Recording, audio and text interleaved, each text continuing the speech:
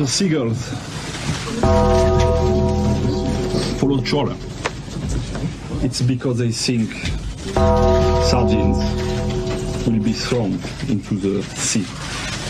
Thank you very much. Talking nonsense. So I thought, no, enough's enough. Why should I put up with that? Talking nonsense. So I thought, no, enough's enough. Why should I put up with that? Don't back down, double down. Don't back down, double down.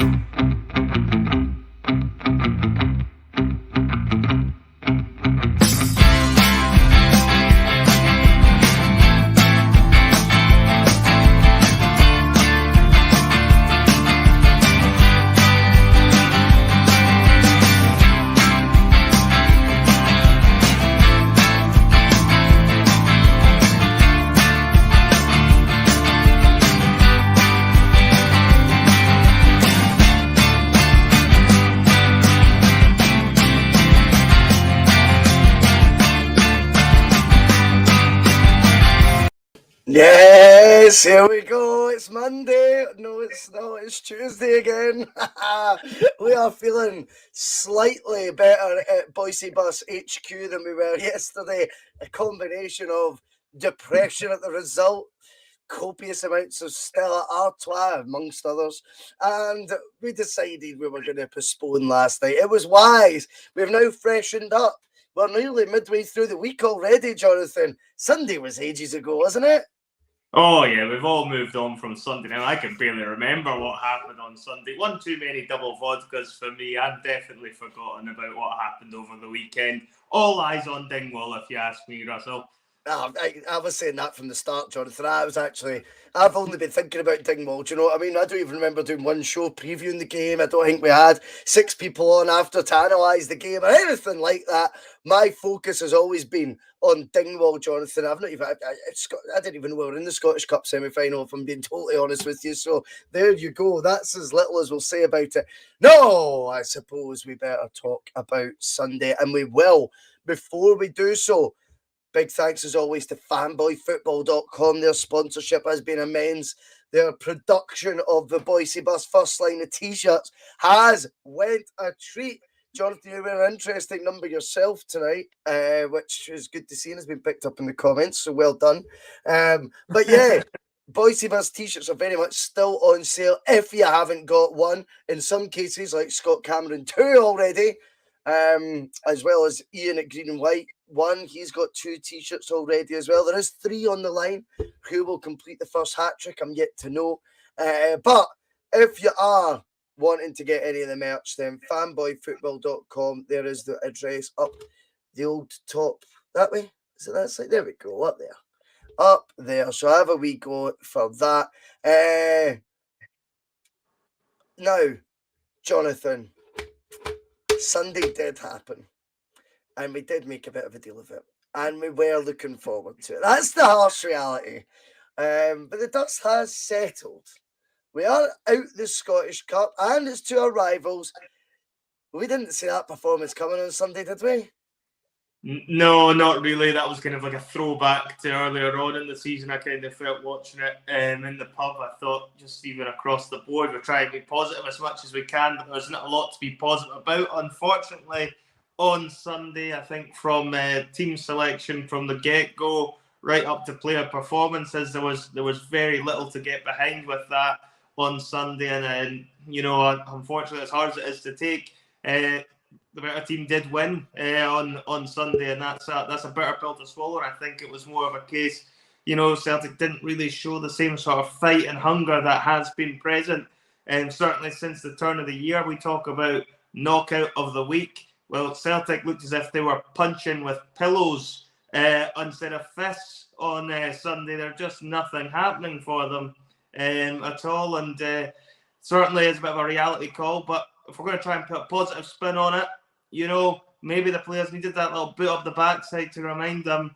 they aren't going to have things all their own way. And, you know, it's one of those ones now you've got to kind of look forward and still think there is still a little bit of work to be done to secure the championship. And that's what, you know, obviously everyone's been almost thinking is a lock. And I think Rangers have just given us a reminder that they're still there. And, you know, Celtic still have to be wary of that.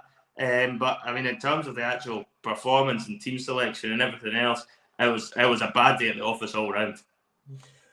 It was a bad day at the office. David Logs came in pretty early on with a comment that I kind of subscribed to. I was obviously embroiled in a debate on one of the WhatsApp group chats I'm on, where it's 4 of them, 1 of me, Jonathan. You know the sort of ratio where I'm from, and I was trying to explain, you know, you'll win the odd title, right? You will win the odd title, but the law of averages dictate, and have done since the turn of the millennium, that Celtic have been the dominant force in Scotland, and what Celtic can't afford, the Celtic fans can't afford to become. I know Chunks has talked about complacency. I'll get to that because I think we're allowed to be complacent at times. We're allowed to be confident. I felt we were being on the bus on Sunday morning. I felt we were just being confident about the game, and I thought there was a body of evidence why we could be confident about how Sunday was going to pan out, albeit it didn't. Fair enough. What you need to remember as well, though, is way that defeat, Rangers going to a Scottish Cup final. A Scottish Cup we've dominated in recent times. A Scottish Cup we've won more times than anyone else. And then you're looking at a situation in the league where we have pulled away, if you like, to an extent. We need to drop points in 3 out of 5 games. We'll get to the bigger perspective. But I think law of averages wise with these tournaments, Jonathan, we are going to have years where trebles are never going to be the norm. I know there was 4 years in a row, a quadruple treble. It was unprecedented for a reason. If anything, perhaps when Neil Lennon spoke about generational fans, I think the problem with Lennon's point was he was being so petty the way he was going about it, right? But do I think there's an element in it of truth? Probably is, to an extent, where some fans have maybe only known Celtic. I mean, you look at someone who's maybe, 19, 20 right now, Jonathan? Yeah. Maybe to start fully understanding football, like league tables and stuff from the age of 8, 9. Mm-hmm. You know, you think about that, and they're not used to results like yesterday, Jonathan. They're not used to seasons like last season. And sometimes it can sting a wee bit more from that point of view. I think this season has been very good so far. I think you're right. I think that it was more of a throwback to earlier on in the season, but I'm going to be philosophical later on. And that wasn't my style at the start of this season, actually. I was more, fuck this. You know, we have completely created our own, you know, disaster here because, you know, we had 9 months to sort this shit out. But the fact is, once you now reflect, and we will do a bit of reflecting later on the bigger picture, but I think even with the Scottish Cup, you know, semi-finals went out in extra time. It can happen, right? It can happen. But let's talk about what happened on the pitch. That's me trying to get a wee bit sentimental there, you know. Let's talk about what happened on the pitch, because what happened on the pitch was Celtic never got going, in my opinion. It was a game that a deflected Greg Taylor strike barely gave us the right to be in front on. Although, do you know what? I felt nervier in the opening sort of exchanges at Ibrox than I did at Hampden, purely because I didn't think either side were offering much. I didn't think it was a classic game. That's what surprised me the most, Jonathan, when I say in the banner at the beginning that, you know, I didn't see that performance coming. I think what I'm also meaning in that when I'm talking about it, right, is I didn't see it coming as the game was flowing. Like, see, as the game was going on, the more it was making less sense why Celtic were playing so shit, in my opinion, because I didn't think we were up against the side that were firing on all cylinders, shall we say. I really don't. I think there was a physicality element that was brought to Celtic that I have had concerns about earlier on in the season. Livingston away comes to mind, and as it does every year, I suppose. And first time round, he tried to bring in Bolingoli, I think, at left back to be more physical, or whatever the reason for that was. It was out of nowhere. It was out in the wilderness. But what I would say is that Celtic have to, as a team, either get more steel. And Daniel F., who's in the comments, has been sending me some brilliant points about that. And we're going to discuss that at length in the Double Doon show come May, hopefully, when we're all celebrating. But I think there is an argument, Jonathan. The team lacked a wee bit of steel. The one thing I want to push back on, though, is that Near Beaton is that steel. I don't see it. I think James McCarthy is the steel that they need, but that Ange doesn't fancy, which is absolutely fine, because Ange Postecoglou sees him on a day-to-day basis. If he doesn't rate him highly enough, then I'm not going to question his judgment. I'm not going to, in the slightest, I'm going to totally roll with that. Do you know what I mean? I'm going to totally roll with that. For me, added steel wouldn't have been Beaton. I think Beaton gets wound up by the sort of challenges that Celtic faced, and we'll talk about them, of course, at some point as well. But I just felt, George, I don't know what you thought of this, but I thought Bhoycie stepping out onto Rogic was something we definitely weren't expecting, and didn't know how to combat. And I felt there was a physicality about Rangers, whilst you need the benefit of the referee. And like I say, we'll put that conversation on ice for now. But when you're getting the benefit of the doubt with a lot of challenges maybe in the midfield, it only encouraged Rangers to be that wee bit more physical. And for me, that shouldn't come as all that much of a surprise, because this is Scottish football and it's a physical sport here. Yeah, no, it definitely is. And I think Rangers had decided that this time they were going to step it up a little bit in that regard, certainly much more so than they have done in the previous two games. And I think it really did show in the midfield, particularly. Celtic got overrun. They were outfought, out-battled in that middle of the park. Hatate had probably his worst game in a Celtic shirt. How he stayed on the pitch for as long as into extra time, I think it was, before Postecoglou decided to actually take him out when it was clear as day he needed to come off at about 60 minutes at the latest. And it was not really happening for him, at all in that game. I felt actually really sorry for Callum McGregor, because I kind of felt he was having to do the job of almost three players in the middle of the park. He was huffing and puffing and doing his bit as much as he could, but he needed support. And I think it is a weakness of the Celtic team is the fact that there isn't as much of a physical steel presence there, because that's not really Callum McGregor's game. Granted, he's not actually bad at it, but I wouldn't say that's Callum McGregor's biggest attribute, is playing that style of football. I know a lot of people will turn around and say, well, Near Beaton can do that. I think Near Beaton might have been a decent option to have brought on when you get yourself in front there. Certainly would have offered more than Hatate. I think anyone would have yesterday, and it's not a slight on Hatate. I think he's had some pretty good games, but he is looking a wee bit leggy at the moment. I think maybe all the games in the J League have kind of caught up with him. He's not really had a big break, I don't think, at all, between moving over to us from the J League finishing. So, I think that was certainly an option there. Obviously, Beaton, there must have been something up because he wasn't in the squad at all. So I'm presuming that must have been an injury without knowing the ins and outs there, because Ange Postecoglou has shown that he does like Near Beaton, and he's started him in so many games that I think he may well have turned to him in a game of this magnitude, particularly when Celtic do get their noses in front. You're looking at the other options in midfield, and I think maybe that was what put him off changing it, was because there wasn't really any option there that's going to give you that steel off the bench. You've got Turnbull, McCarthy, as you've mentioned, is probably your best bet if you're going to go and do something like that. He's obviously not fancying McCarthy at all, though, because he's not had game time whatsoever. I'm going to quickly jump in on McCarthy, because I can see a few comments going, what's he ever done for us, Bhoycie? I wasn't suggesting play him at the weekend, right? Let's not get this taken out of context. What I was saying was, throughout that Celtic squad, that pool of players, who would be someone you would identify as having a bit of steel in midfield? And I think we all know that he fits that profile. Ange doesn't fancy him. That's fine. We move on. Certainly no conversation from me about he should have started at the weekend or he would have made the difference. That's not what I mean.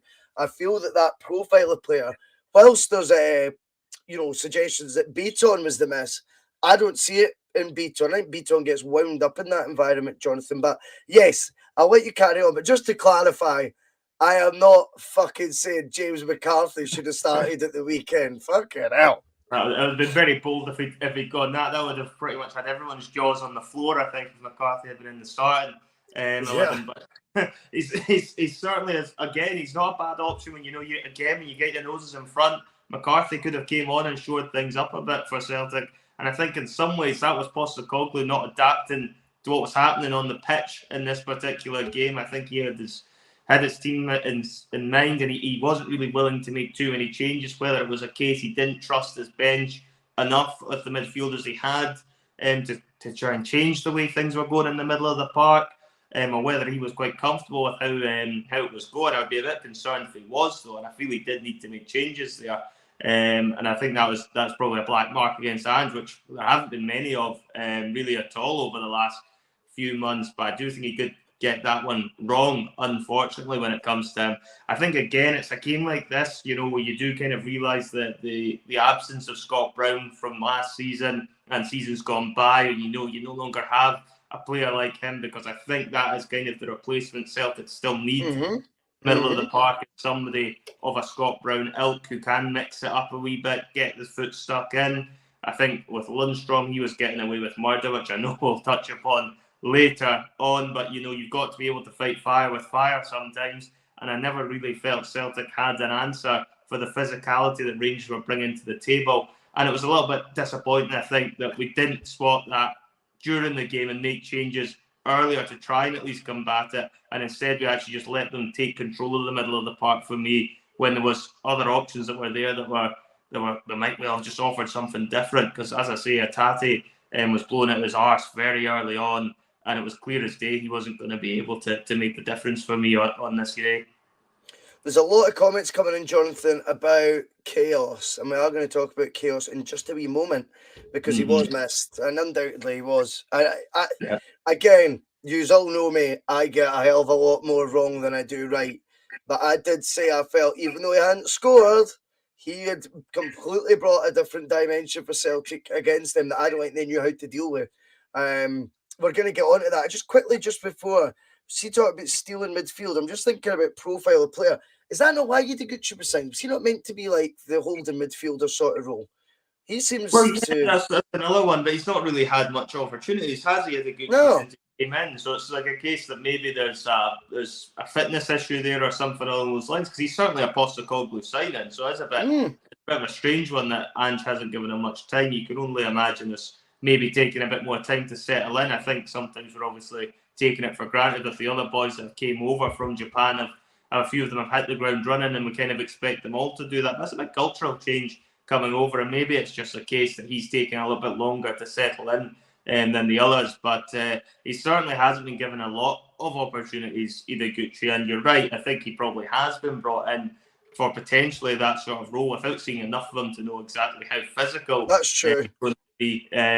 He's certainly been brought in as a sort of holding midfielder, which would imply that you're looking at him as somebody who could potentially grab the game by the scruff of the neck when it's becoming a battle and turn that one around. But I think it's certainly a position that Celtic do lack a bit of strength in, and I think we've kind of almost not noticed it because things have been going so well in the second half of this season. But I think you did notice it a lot more in the first half when teams get up and in our faces. We can buckle a wee bit because we just don't have as much of a physical presence to come back at them on, and I think that is where, although granted he doesn't play in the middle of the park, that's where Giakoumakis comes into his own, is because he gives you that option that if you can't play through the midfield, you can at least go long and you can get chaos involved, and he can hold the ball up, bring players in, and it gives you a different dynamic to your team. And I would actually say he's actually more important to us in these games at the moment than Kyogo was, although granted I did feel sorry for him because I didn't feel Kyogo got any service at all. So I wouldn't really actually mark him down as much as some of the other players that were on the field on Sunday. But I think with Giakoumakis, you've just got that option. You can play it a bit longer. You've got that physical presence with him. I think for him, it's not all really going to be about goal scoring. It's just the fact he can bring other people into the game. And it does mean that if we know we're losing the midfield battle, we've got that option to skip the midfield completely if we have to. No, it's not necessarily Angelo. It's not really the way that we normally like to play. But, sometimes those things have to go out the window and you have to sacrifice your principles a little bit and mix it up. And I think we just didn't I agree with that. Yeah, we just didn't have the options, I don't think, to mix it up. I mean, would you have said Giakoumakis now he's actually almost a bigger loss than Kyogo going into games like this? It's hard. It's very hard because recency bias is something that definitely exists, whether it be with music, football, Jonathan, and recency bias would tell you that, yes, Chaos is a bigger miss. I think I agree with Chunks, and I've been saying it on here for ages. Chunks, I can't find the comment that he was saying. He thinks the top front three next year is going to be Maida left, Kyogo right, and Giakoumakis up top. I see that being the case. Or you could see Kyogo potentially playing that number 10 role. I don't know what, the 7-0 game where he dropped deep and he played the ball over the top for Maida, who chested it, and Abada scored. You look at that big long ball from Kyogo, who's just dropped deeper, and you're like, he could play number 10. Easy days for us as well. But you're going to get more of his pressing qualities when he's out wide right. Yes, he looked a wee bit off the pace, and I don't want to sound like I'm being harsh on him, Jonathan. We desperately miss Chaos, I felt. He is definitely someone who brings that different dimension to the team. Now, I think people is very quick to go, that's not how Ange wants to play, though. It's not how Ange wants to play, and we panic with that. I don't know. I don't think Ange is wanting to go route one football by any means, but I also still think he signed Giakoumakis to be his numero uno striker, Jonathan, his number one forward. That's what I think he was bought, as a number 9. That is why he was signed, I believe, was to play every week as the focal point of the team. And Kyogo would be taking up one of the flanks. Obviously, Maid only arrived in the January. I genuinely think Ange will be looking at the profile of Giakoumakis now. You can't not know his style of play and his profile and say, oh, we'll just constantly put balls into feet and, neat balls in behind for him to run onto. Of course he's there because that means he offers you an outlet. He offers you a different way of playing. Earlier crosses can be put into the box than normal. Things like that. I think as well, we have to dumb the conversation down a bit, Jonathan. We needed him in there just to fucking get it up a couple of them. That is the honest truth, whether we like it or not. And it's not about trying to say, oh, football's moved on for them. That's not how we play. Sometimes you need to fight fire with fire.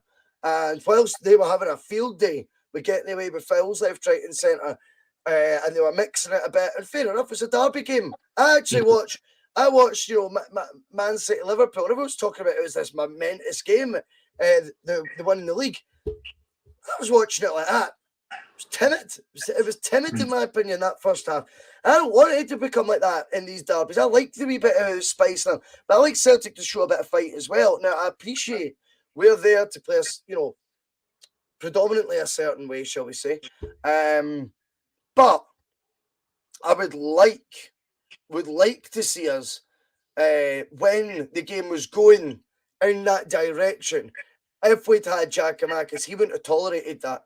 He's only one example, he's only one guy, but I'm convinced he makes a big difference on Sunday that we were missing in that aspect. And it's not to take anything away, by the way, what he brings as a footballer. Because I don't want to be doing him a disservice either. He's just there to run into people and clatter into defenders and that. But I think as a part of a game, he's got the streak, Jonathan, I would call it. He's got the streak. You've seen it with his challenge on Ryan Jack. He's got the streak where he's like, we're not getting bullied off nobody. And I think Celtic maybe just didn't have enough of that type of character on the park on Sunday when the game was kind of going down that road. It was a scrappy affair.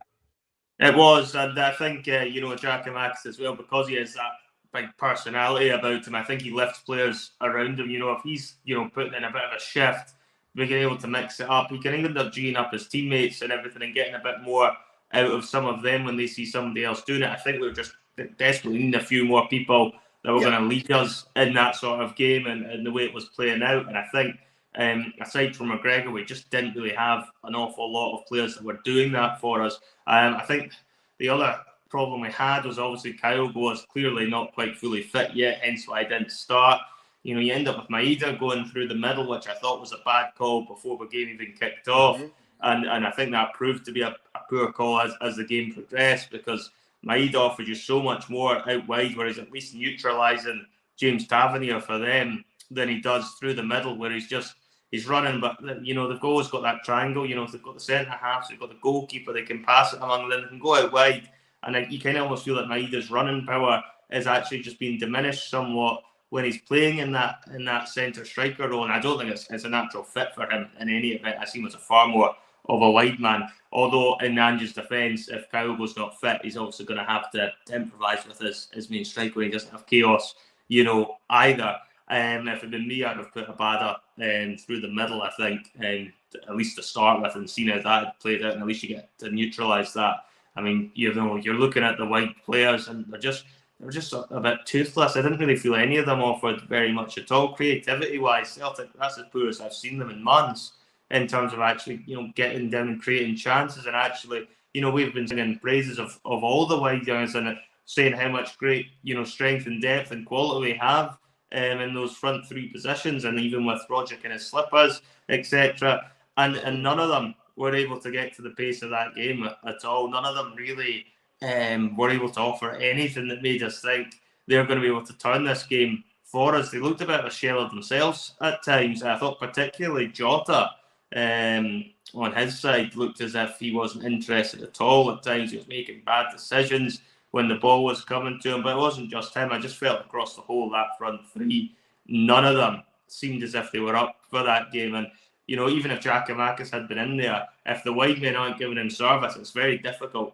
for anyone to be able to actually do anything there when they're playing through the middle. Although granted, I think chaos does give you a little bit more of an option in that way. But yeah, there was definitely room for improvement. I thought right across the line, you could have made any changes. That was the concerning thing about it. When you looked at the front three, and even Rogic in behind, you could have taken any of them off when he was making his substitutions. And honestly, none of them performed to the abilities they're capable of, which I think was the most disappointing thing for me in the whole 90 minutes.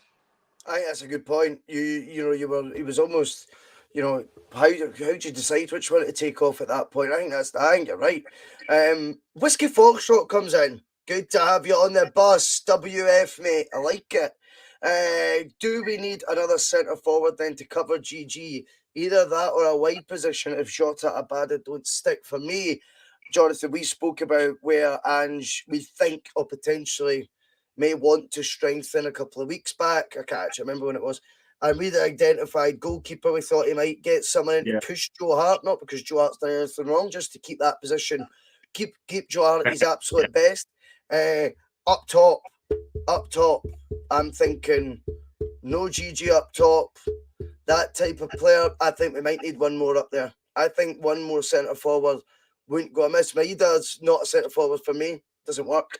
And by the way, can I just say his form out wide has just been scintillating, on the whole. Particularly, he's sort of the last 2 months, he's been outrageously good there.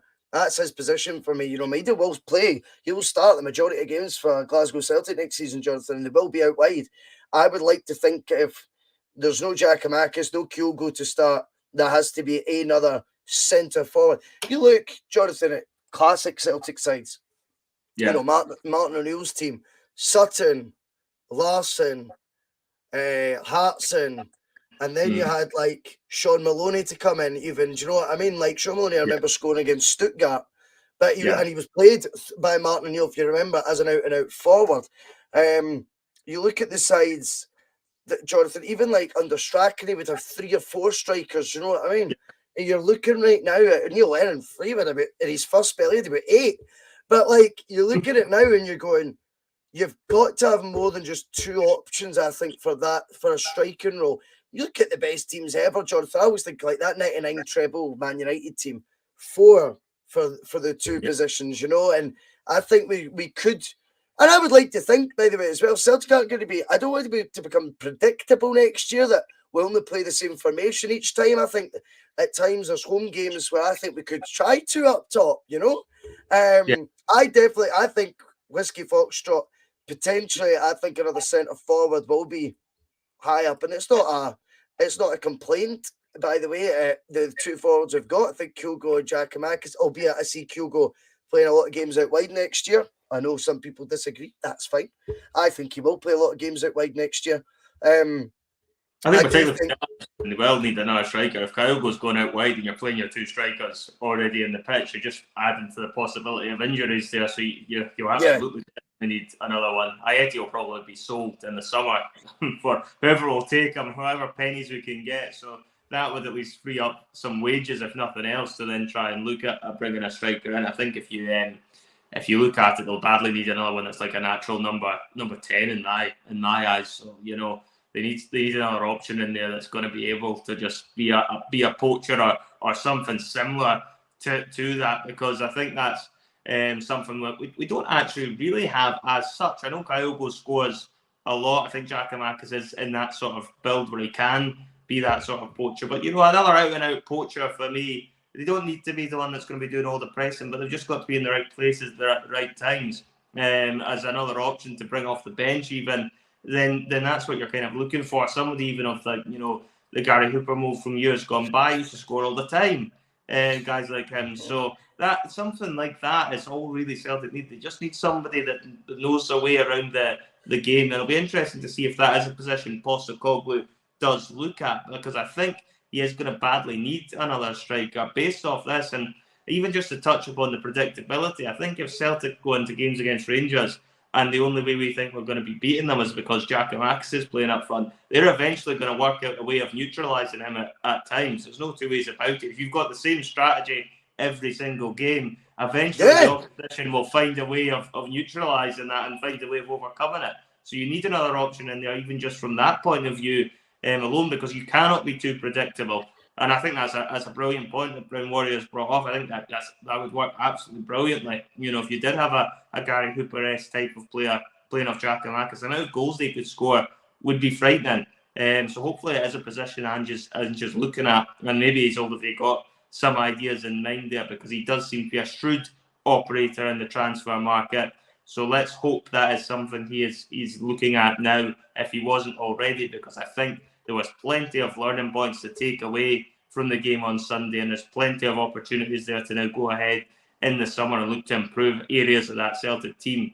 You need to be able to learn from defeats, and I think Postecoglou will do that, Yeah, I mean, let's be honest, we're not questioning that Postecoglou only knows one formation or anything like that. No. Far from it. But again, this is where we talk about how key recruitment's been and all that, Jonathan. The recruitment in January was excellent, but do you know what? 2 windows isn't enough to get to the finished article, considering particularly as well where the first window, where we were at and how little time there was of that window and how many players had to come in. Once he's got a full summer window, that'll be 3 windows or 2.5 if you want to call it that. And I think you'll begin to see more variation, I think, in how we play as well, and more types of options, more different. He wants, I think, like as always said, he wants 2 guys for each position, Jonathan, and to be able to come in like for like, and it's not a lack of quality. But I've often used the Juranovic-Ralston comparison. But for me, they're very different in the sense that Ralston, is going to bring you far more bite, far more, dig in the tackle, than what a Juranovic is. Juranovic's ball retention and positional sense is going to be, well, apart from that, Ibrox, but in general, I think is going to be better than Ralston's.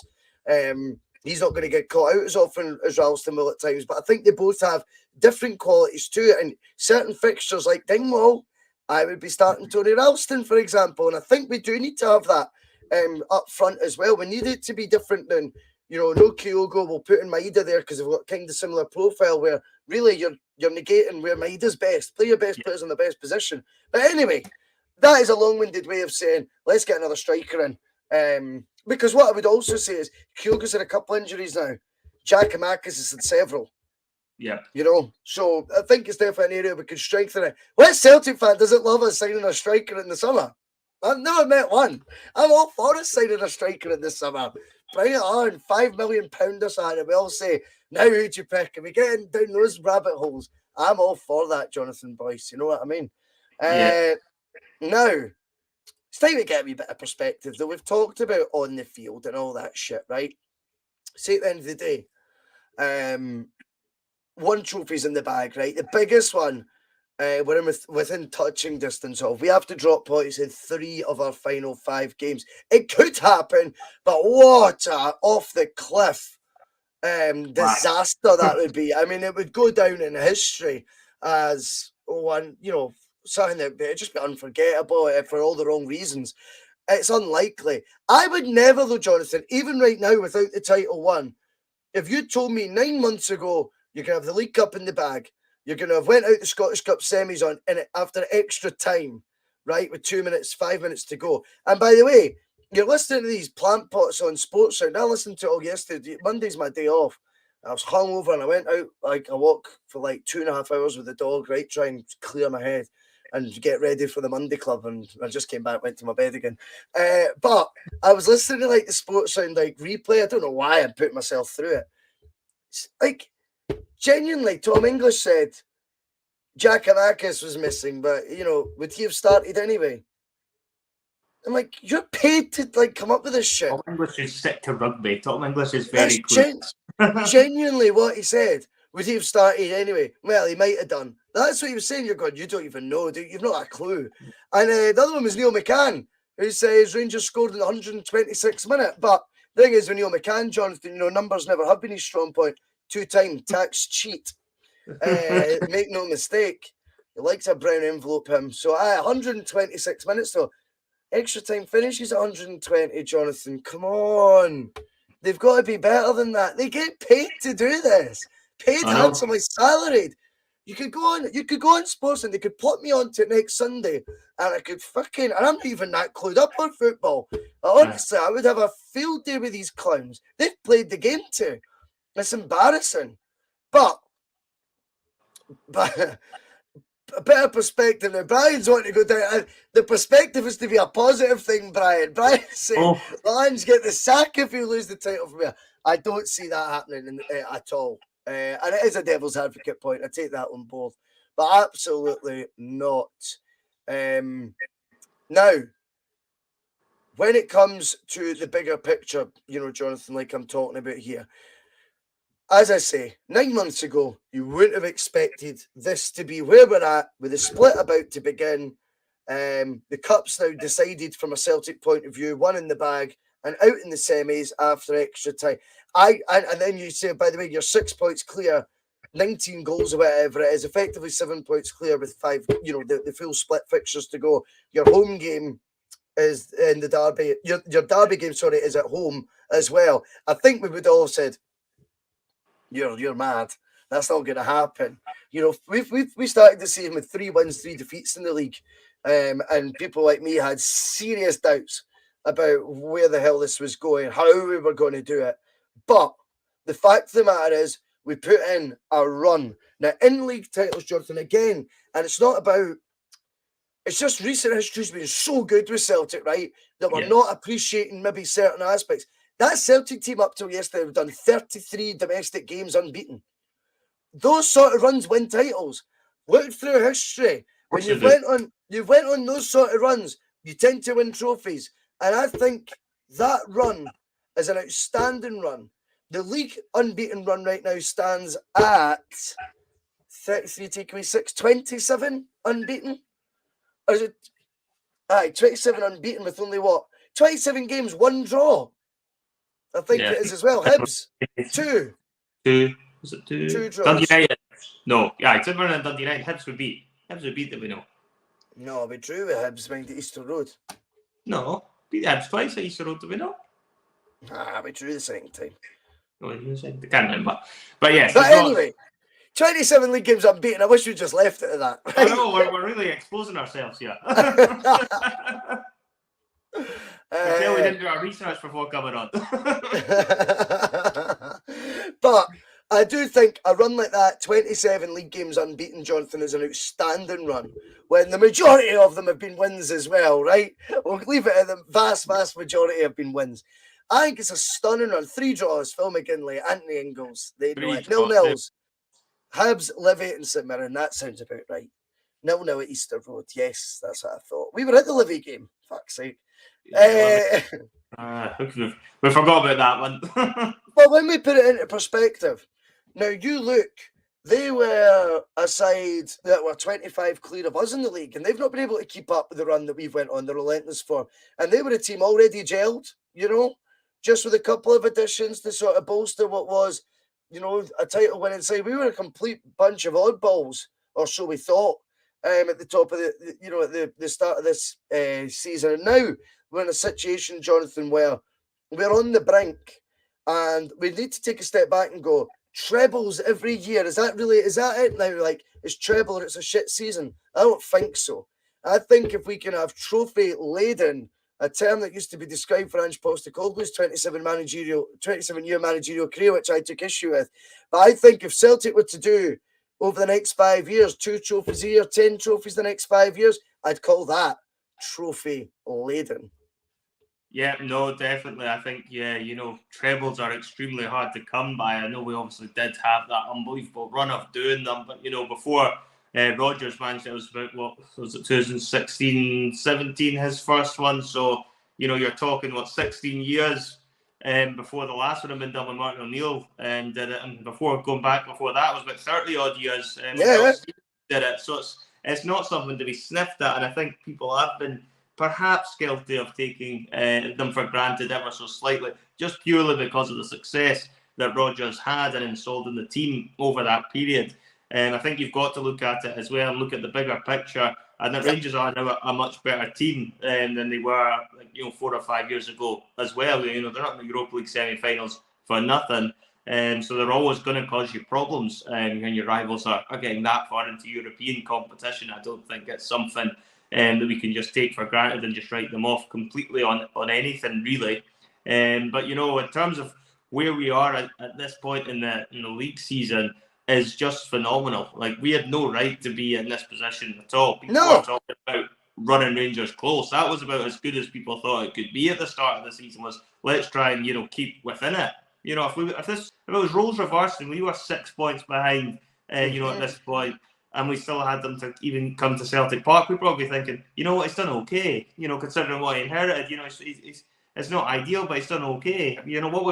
What we've got ourselves into is an unbelievable position where we're now going to be hugely disappointed if we don't finish the season with the league title. And as you've rightly said, it would be a major collapse if Celtic don't get themselves over the line. They win at Dingwall on Sunday, and they have almost one hand really on the trophy. And what perfect opportunity it is for them, because if they were to win in Dingwall, then it actually sets them up to play Rangers the following week with a chance of really clinching the title, even if Rangers beat Motherwell. Celtic win at Celtic Park. The goal difference means, I know mathematically they'll say it's not one, but it is. We all know it is.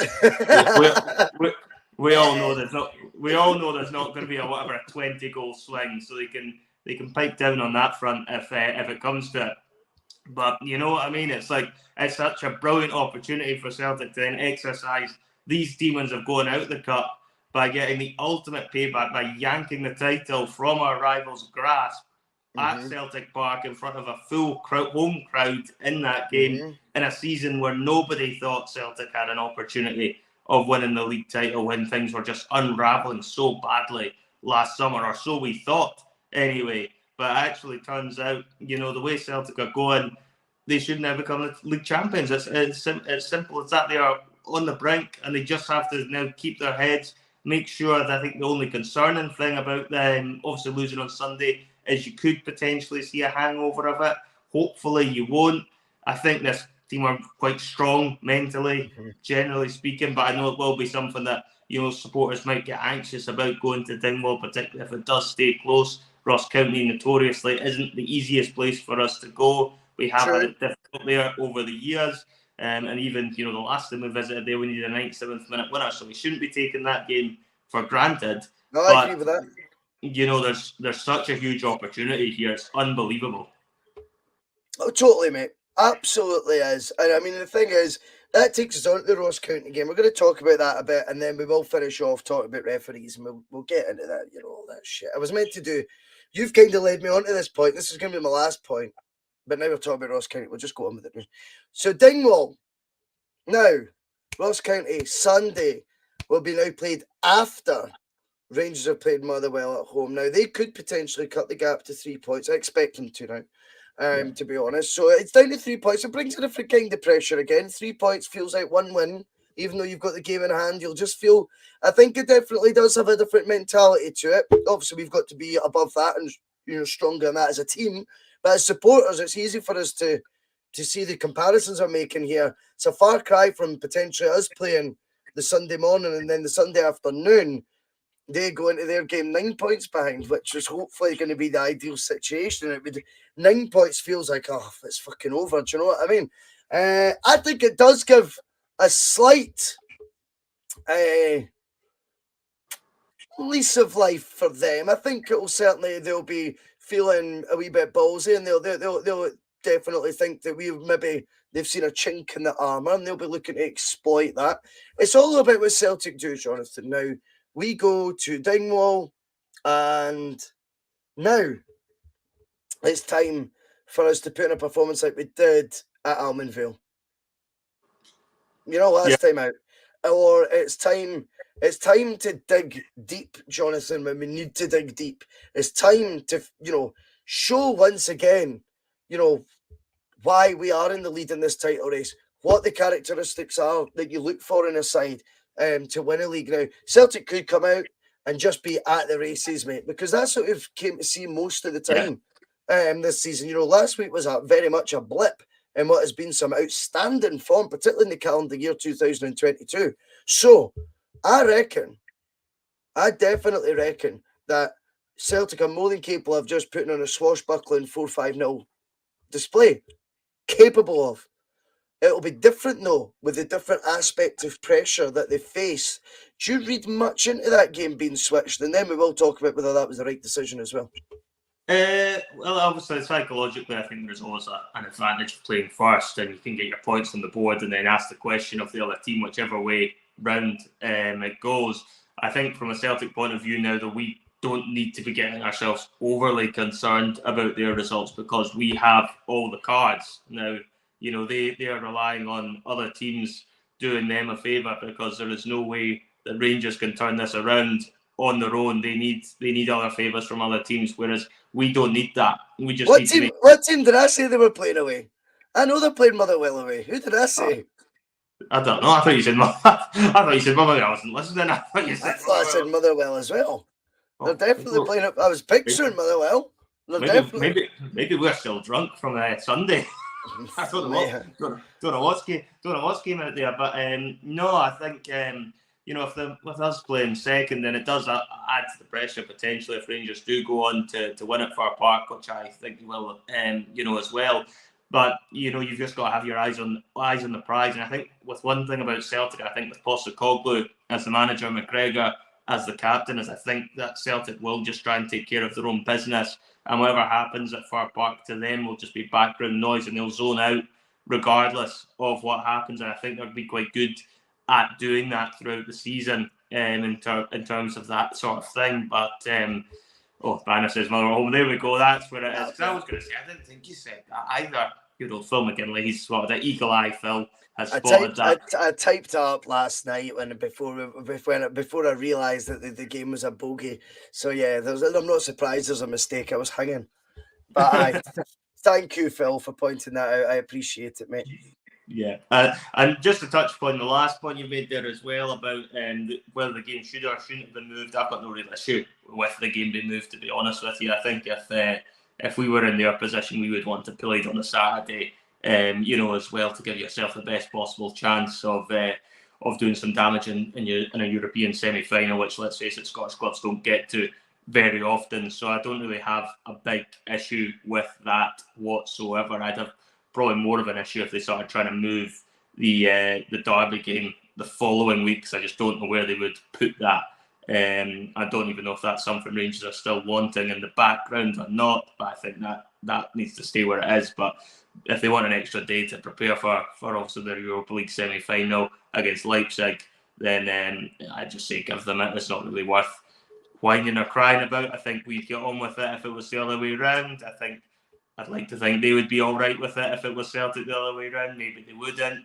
But from our point of view, I think if it goes ahead on the Saturday, it's not really a big advantage, I think. So it's more psychological than anything, and I trust Celtic to get the job done psychologically. I think this team have proven they've got a good enough mentality to see off the challenge if Rangers do get 3 points at Motherwell, like everyone is expecting them to do.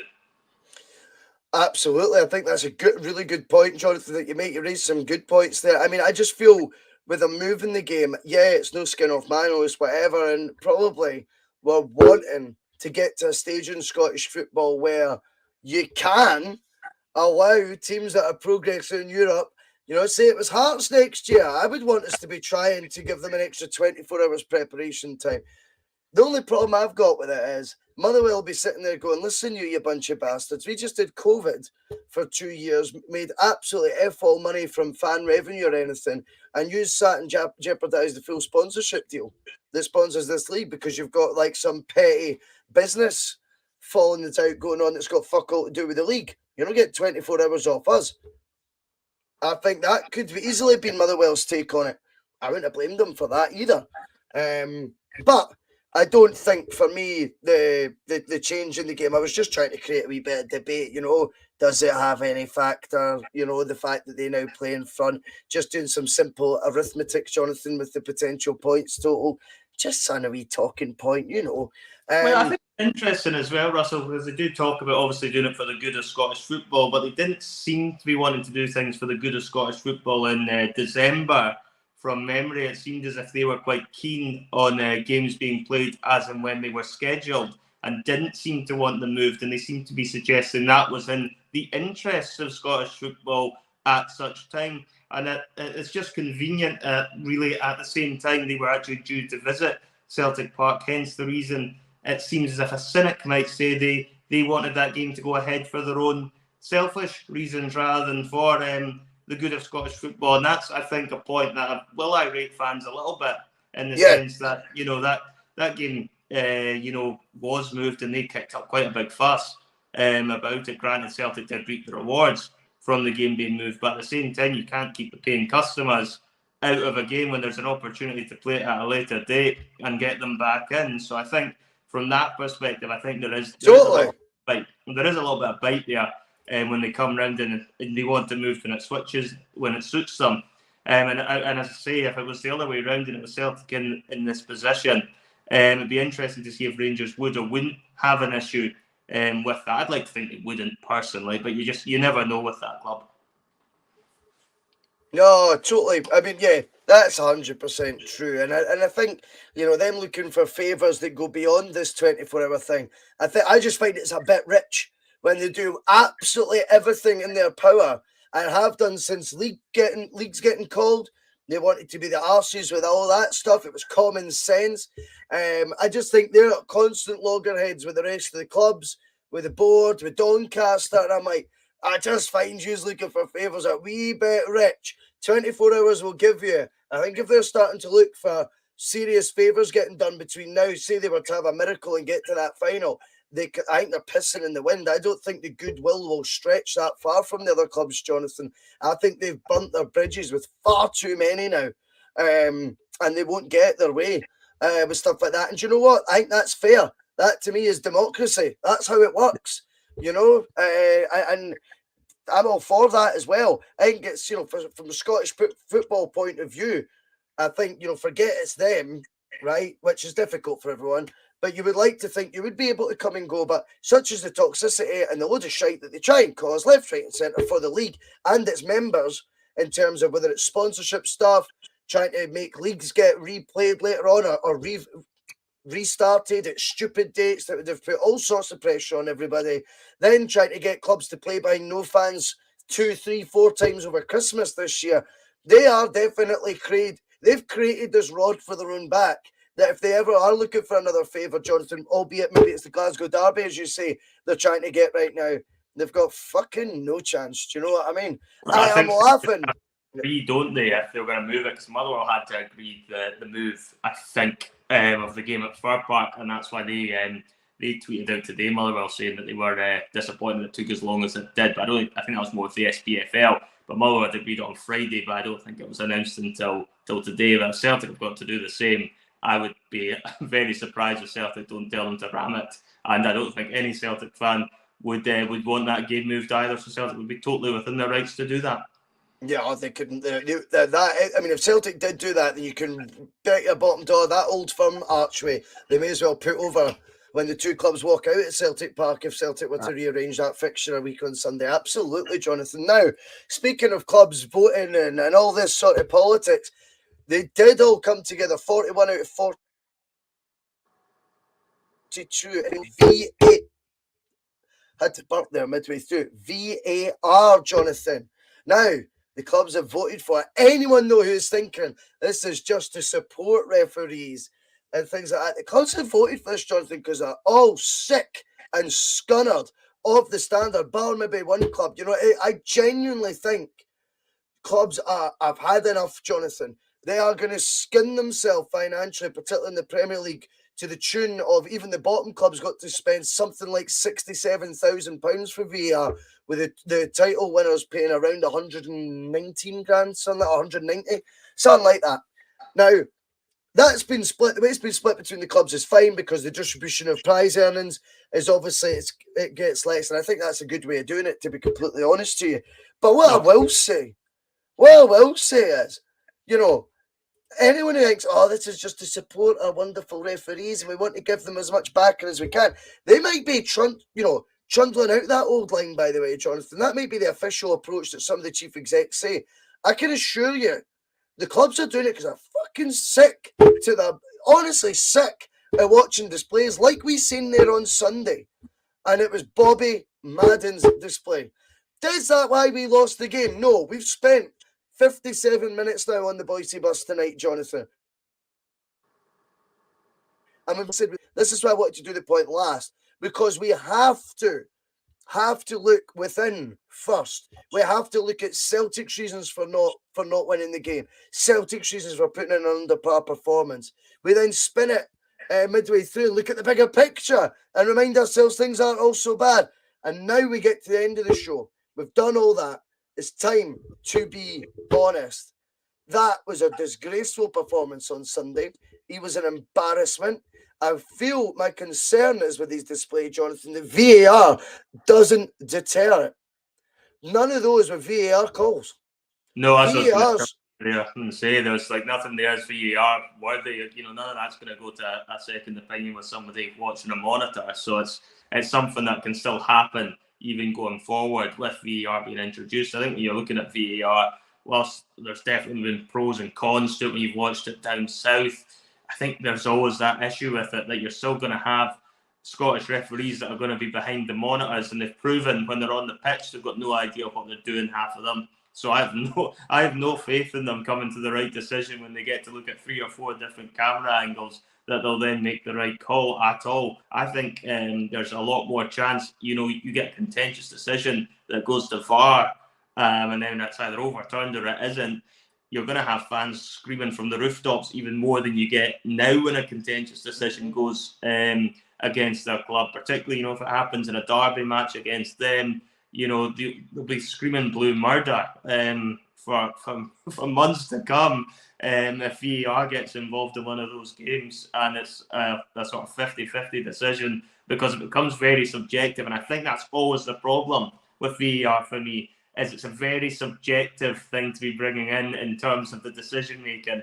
And I'd probably have more confidence if they were using referees from a different country. I have absolutely no confidence in the ability of our referees in Scotland to administer this the way it should be done. The only thing this will end up clearing up for me is offside goals. I don't think there'll be much else that'll be clear at all with VAR being introduced. And I actually have serious concerns that will end up looking extremely silly when this gets brought in. It'll actually expose just how poor the standard of refereeing is across Scotland when you end up going to a video replay and then they still get the decision wrong. Because I'm convinced that's going to happen more often than not. Totally, mate. And I think JP comes in here. He's spot on. VAR kills the game for fans inside the ground. Can't celebrate goals until the time for the checked passes. It's a bit of an anticlimax. I agree with that. I think that side of it I'm not all for. I fucking think it has killed the moment a bit. But it's a needs must, I feel, in Scotland, Jonathan, this. Now, what I will say is, what VAR does is it ramps up the pressure in these bastards, right? That is the thing. Now, there's too many of them that are either getting it wrong, not wanting to get it right, or not backing down, doubling down, Jonathan, as far as I was concerned. That's what Bobby Madden was doing. You know, there's 2 moments in that game on Sunday where we're breaking clear and he pulls it back. And you're going, what? Why have you pulled that back? It was insane. And then there was the other one where he's done the drop ball for Rangers. Drop ball's unbelievable. Stephen The drop Welsh ball's is, unreal. I've got some numpty who supports Rangers jumping on my tweet. Never heard of him in my life. And he's like, I don't understand. This is the rules of the game. It's a head knock. He should have done that at Celtic Park. I'm like, it wasn't a head knock, you idiot. I was like, he was fouled. Stephen Welsh wins the ball. He's then headed. He's then headed in the back of the head, goes down. He's got to stop for a Celtic foul. He doesn't stop and then literally rolls the ball to them. I've never seen a drop ball like that in my life. Oh, we weren't allowed to compete it. It was an uncontested drop ball on the edge of our box. I've never seen anything like it. It's nonsense. Utter nonsense. They're kidding themselves on. I'll tell you where I see this season going, next season going, Jonathan, once it comes in. 2 ways of it. The first 5 months, they are going to be under so much scrutiny. It's unbelievable because this is all going to come back and bite the powers that be, that they're not fast forwarding this to get in the summer. I don't know what the ins and outs of that are. I think it should come clean as to why it's taken all the way to December. And I see Phil McGinley in the comments sort of referring to this, and I totally agree. Bringing it in December is going to mean, from a Celtic persuasion, we're a Celtic show. We're going to look at it from Celtics. There's going to have been, in that point, decisions. Let's say in a Glasgow derby, for example, that will not go our way in that and then go against us and go their way. And once the VAR's been introduced, and that's not me being paranoid. It's just typical. That is just so typical that would happen. And that, by the way, then goes across the whole league. You'll have more rants like David Martindale's the other week where he was going tonto about the most blatant, obvious penalty you've ever seen in your life Livingston never got. I mean, it's just crazy how they get these wrong. But that's going to happen to him in the first half of the season. And then they're going to get relegated because in the second half of the season, the same thing happens to them, but it gets given on VAR. And I think that's why that's dangerous bringing it in then. I also can't help but feel this season's going to become what I call the compliance officer season. I don't know, 2018-19. It was the compliance officer season, I call that one, Jonathan. Never did the phone-ins get so many calls about the compliance officer. Who is she? What's going on? Why was it this? And now, what this was, though, realistically, was ex-referees, retired referees, looking at it with the same shitey standards and the same prism, if you like, that what the rest are. It's not going to work. That's the problem with VAR here, is the same scrutiny is now going to be put on. Well, who were the guys that were on VAR duty? Who were they? How could they not see this? I've got no faith they're up to the standard, Jonathan, and are capable of looking at something in the heat of the moment 4 times and being able to remove themselves and remove the emotion out of their decision-making process and give the right decision, 10 times out of 10, which ideally VAR is there to do. Now, I appreciate there's going to be subjective ones, Jonathan, and boy, oh boy, will we hear that word a lot next year as well, won't we? Oh, yeah, it'll be the key word. It'll be the buzzword for next year, if you like. They'll be using that word left, right and centre. I don't understand what they're doing, bringing it in halfway into a season when that's quite obvious. That must be the first question that's getting asked whenever they're having this little meeting get-together as to when they could possibly be ready to bring it in. If they're turning around and saying, well, December's when people are going to be trained up and ready to use it, then surely somebody around this table's got to be thinking, well, wait now. We're halfway through a season at that point. Shall we not just wait till the next season? Maybe just throw it in the Scottish Cup at that point. You can use the Scottish Cup as a trial, similar to what they did in England. So they brought in the Cup, I'm pretty sure, in the FA Cup first before they brought it into the Premiership to try and iron things out. And it would make more sense if Scotland did something like that. If it's not going to be ready to December, you can bring it in the Cup. It's fair for everyone. And then at that point, everyone's getting the same treatment.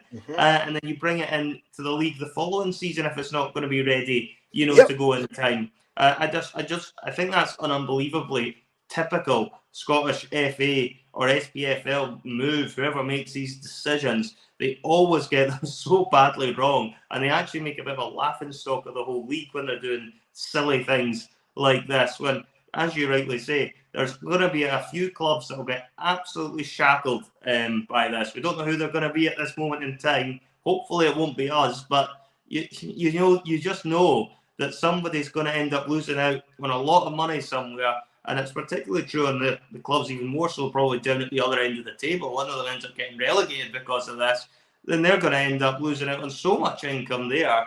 And it might all just be because, well, we've just decided we'll just bring it in halfway through the season, and then the decisions don't go their way in the second half of the season that they would have got in the first half. It's madness to think that's a fair way of doing it for anyone. I wouldn't be surprised if they end up rethinking that rather as time goes on. I think they might come under more pressure from the clubs themselves into thinking this isn't worth bringing in halfway through a season. But I mean, to go back to the real issue with it for me is if this is going to be run as it appears like it's going to be by retired Grade 1 officials in Scotland, so you get the bring back the likes of who knows who you're bringing back here, Kenny Clark, Hugh Dallas, who's coming back to actually run this show? Because quite frankly, none of us want them anywhere near that bar truck. No. Get them away. Get somebody else in who's actually qualified to do it. Thank you. Totally. If you're going to bring in and make sure you're actually wasting this time and resource on getting the right people in. If you're going to give it this length of time before you're ready to introduce it, for the love of God, make sure it's going to be people that are capable of actually running it. Totally, Jonathan. And you know, we've got no faith that will be the case. Of course we don't. Ian Barry comes and says, what if would happen if the team said no to VAR? The fact of the matter is they have, emphatically, 41 out of 42. Now, the reason I'm bringing this up is because this, Jonathan, is now going to be the argument. You voted for it in December. You voted 41 out of 42. Clubs can't complain about it now. Mm-hmm. Was there an option to have it at any other time? No. The vote was very much, do you want it in December? And you know, fine, well, the clubs would have felt like it was a take it or leave it on VAR vote. Yeah. That's why they have had to vote for it. But this will get spun, you mark my words, into 41 out of 42. 41 out of 42 clubs wanted basically wanted VAR in December. And I'm not quite sure that is the whole truth. I think they just wanted VAR today when they've done their vote. Other thing that's pissing me off, I mean, I listen to like the Clyde One phone and all that, Jonathan, for the banter normally. What's annoying me though is right now, the media are refusing, like particularly that show right now, to hold Bobby Madden to any sort of level of accountability, Jonathan. Now, I'll tell you why I'm bitching about them in particular right now, because I actually like the show, and I've told you that before, actually, I quite like it, right? Now, the thing is, right now, you have got, this is your response if you're a Celtic fan. Is it Bobby Madden? Is Bobby Madden why Celtic lost the game? I don't think that's the point. I don't think that's the point anyone's trying to make. No one's saying that. Secondly, you've then got if a team from the other side come on and say, well, I don't think I had a great game either. Celtic's free kick leading up to the goal was ever a free kick. Oh, your team wins, but you want to talk about the referee. Now, I just think when real fans, and you know we love that on the Bhoycie bus, but when real fans are phoning, the biggest football phone in the country, Jonathan, for football, right? See, when they're phoning in, they're wanting to highlight a referee's performance. I don't think just doing this, la la la la la la la, is acceptable. I really don't. I think they have to be on that show, for example, and I'm pulling them up right now because I'm like, no, that's 2 days in a row of listening, and it's basically just getting flipped on to customers effectively are phoning in, and they're saying, no, well, actually, your team didn't get beat because of the ref, so why don't we talk about your team? Oh no, your team won the game, but yet you want to talk about referees. Is that not a bit of backward mindset? When can you then? When can you? I think they've got more of a responsibility to actually give. They've got paid ex-players on there, Jonathan, with years and decades of experience in football, who should be able to give far more in-depth reasoning and debate towards why the refs are so shite, and not rely on fan media doing it, because all we do is look like paranoid wrecks, and that's not the case. The display on Sunday was inept. It was biased, in my opinion, at times. And I just think that has to be flagged. We've got, I mean, not that we're a big deal. There's 108 watching right now. But we've got a duty, John, to do the show. We can't just sit and go, oh, well, it's fine. It's not fine. We've given you a million reasons as to why Celtic lost the game. why we feel we weren't at the races, how confused we were by the performance, but also what coincided was a shocking display by the ref. And I think, we've got to talk about it, and it was shit. And I don't know what you made of his Instagram post, a happy Easter. Well, the Rangers fans mind him. Now, I know the ground's 50-50 split, right? Yeah. I get that. It could be bad. But Chris Boy's jumping in with the old eyes. Now, I'm all for a bit of banter on that, but I'm like, I'm going, it's just so contentious. It's so naughty. Yeah, and I think everyone knows Madden's history as well. He used to be an ex-Rangers season ticket holder, I believe, too, which is always going to raise more questions, and it's probably Scotland must be the only places where you can actually go and find that referees don't have to state which team they support before they get given a game to referee, which is very backwards, if you ask me as well, just to try and, you've got to try and find ways to make sure it's going to be impartial. People in charge of these games, and it's always going to raise questions when things like this, happen. And I don't really understand why the likes of Radio Clyde don't make a bigger deal of things like this, because it's for the benefit of Scottish football, really, that, you want to have the best refereeing performances there. It improves the standard of refereeing, so that the games, guys like, Bobby Madden, if they improve and work hard, they could end up going quite far and taking like a latter stage Champions League game potentially, which must be the pinnacle for Scottish referees to be trying to aim towards. But if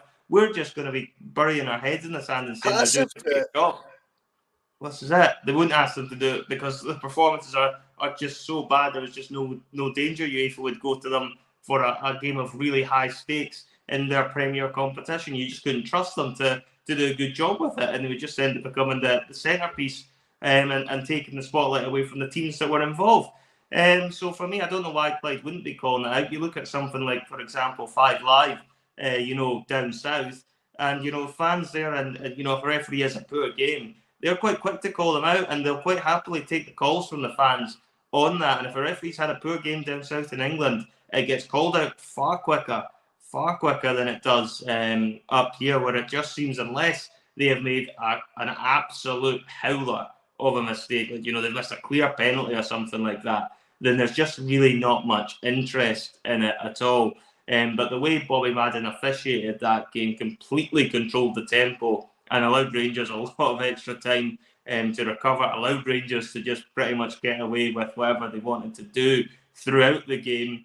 And there was clearly, I don't know how many Lundstrom must have got away with. It must have been with 6 or 7, it felt he like. He wasn't booked. And I know, and like there's that's mad. And some of them were absolutely shockingly bad tackles as well. You've got that one from Roof as well, which is borderline red, where he just completely went through it. I can't remember who it was who was running away from him. But it's like so late, that could have almost been a straight red in itself. So I think, you've got to look at the whole thing. And yes, Celtic were just nowhere near the races. I don't think there'll be many Celtic fans that are going to turn around and say Bobby Madden cost us the game whatsoever when you look at how poor Celtic were over the piece.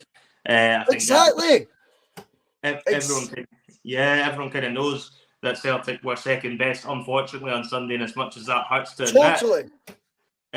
You still got to be looking at refereeing performances, and I think they shouldn't be completely immune to criticism either. If they get things wrong, then they should be getting called out for it. And Bobby Madden was getting far too much wrong to be even having close to a semi-decent game. He was rivaling Celtic in terms of performance levels with how poor that officiating was. And they're just, at this point in time, it's like referees, they're almost protected so much in Scotland. It's unbelievable. I think there would just be a lot more leeway given to them if there was a bit more clarity on some of the decisions that are being made. But you're never going to hear from him after that either. No. Nobody's going to turn around and ask for anything from him. And the other interesting thing as well is you don't really see the media now turning around and do like a full dissection of the refereeing performances like we have seen earlier in the season from other games that have gone past. So it's one of those ones, frustrating, not entirely quite predictable, I would say, because it's just, for me, that's just a standard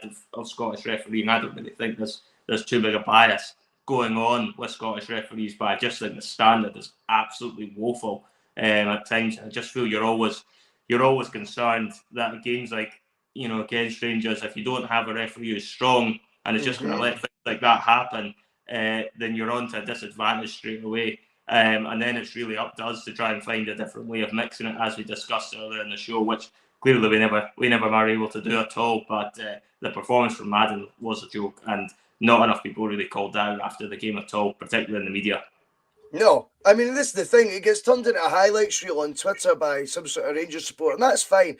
They're chatting about the piss you to Chris Sutton and you enjoy your tears, mate, and I get all that, because that all goes tit for tat. But that video highlighted how shite Bobby Madden was, if anything. I watched it and was like, you're playing this because it's all the times Chris Sutton slagged off the referee.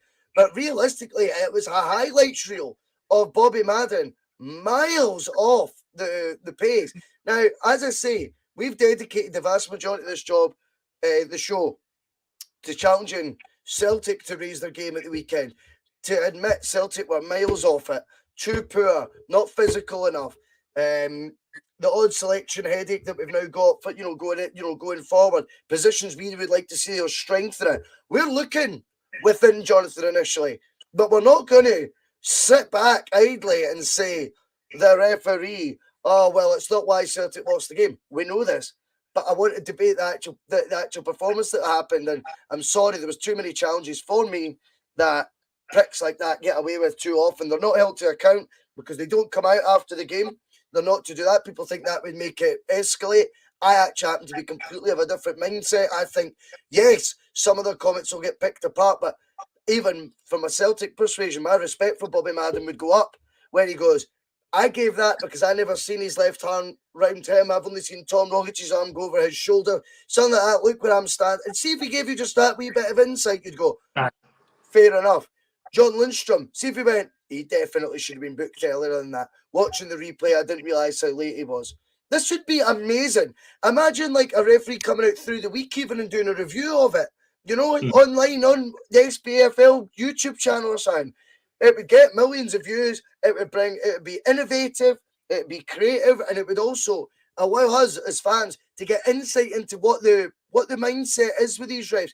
It might even allow us to maybe, Jonathan, give them a wedge of more sympathy the next time we see them live making a mistake, because you go, well, I kind of feel that when he explains his decisions, he takes ownership for what he gets wrong.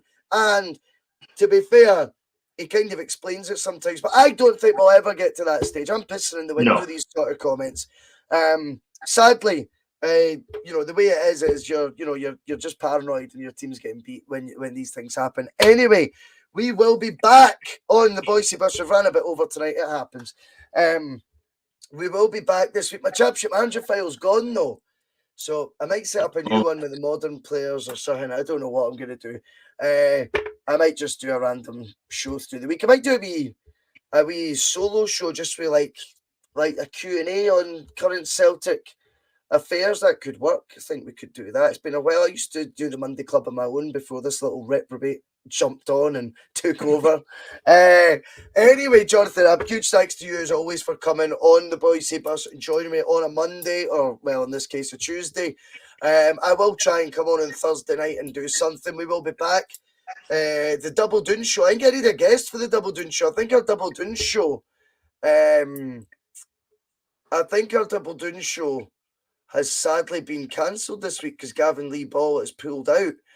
Ongley, who came in and says, cry your eyes, batty boys. I'm actually banning him for his shite patter, not because I'm offended by it, just because I know you're still watching, Ongley. That is terrible, terrible patter. Who are you, Ali G or something? Batty boys, come on, son. Ongley, it was nice having you on the bus, so you make sure you hit that like button, like the other 100 odd are about to do right now for me, because it only takes half a second. Anyway, thank you all very much for watching. It's been brilliant to have you all on. As always, I'll be back Thursday. I don't know if I'm going to be gaming, if I might just do a wee Q&A, a forum night, Jonathan, where it's just every viewer's comment gets pulled up and I try and sort of work my way through them. We could do that. That could be good fun. Thursday night forum. Good to me. What's that? So a Thursday night forum. Thursday night forum. Thursday night forum. There you go. There's a name for it. TNF. Sounds good, mate. See you later. Some of his comments about me deliberately trying to cause controversy. Well, I work in the media now, and you've got someone sitting there next to you who's an embarrassment to of the media profession. He's an apologist. He's a charlatan.